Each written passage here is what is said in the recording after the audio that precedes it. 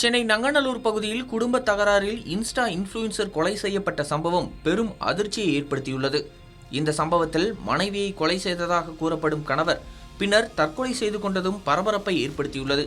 சென்னை நங்கநல்லூர் தில்லை நகர் 21வது தெருவை சேர்ந்தவர் சுப்பிரமணியன்.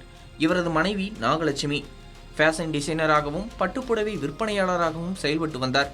இந்த தம்பதியருக்கு ஹரிஸ் பரத்வாஜ், சைலாஸ் என 2 மகன்கள் உள்ளனர். மூத்த மகன் ஹரிஸ் பரத்வாஜ் ரஷ்யாவில் மருத்துவம் படித்து வருகிறார்.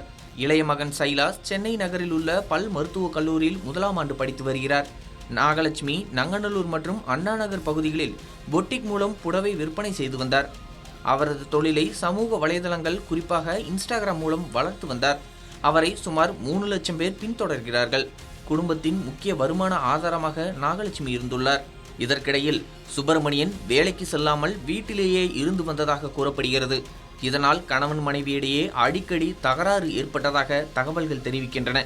2 ஆண்டுகளுக்கு முன்பு ஏற்பட்ட சண்டையால் சுப்பிரமணியன் வீட்டை விட்டு வெளியேறி மதுரையில் உறவினர் வீட்டில் தங்கியிருந்தார். அந்த காலகட்டத்தில் கூட நாகலட்சுமி அவருக்கு பண உதவி செய்து வந்ததாக கூறப்படுகிறது. சமீபத்தில் மீண்டும் சென்னை திரும்பிய சுப்பிரமணியன் மனைவியுடன் அடிக்கடி வாக்குவாதத்தில் ஈடுபட்டதாக கூறப்படுகிறது.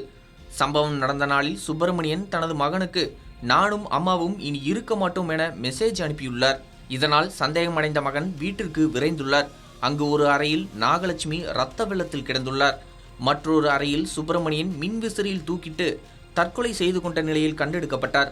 தகவல் அறிந்து வந்த ஆதம்பாக்கம் போலீசார் இருவரின் உடல்களையும் மீட்டு பிரேத பரிசோதனைக்காக குரோம்பேட்டை அரசு மருத்துவமனைக்கு அனுப்பி வைத்தனர்.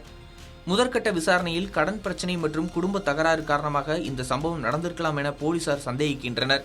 இந்த சம்பவம் குறித்து ஆதம்பாக்கம் போலீசார் வழக்கு பதிவு செய்து பல்வேறு கோணங்களில் தீவிர விசாரணை நடத்தி வருகின்றனர்.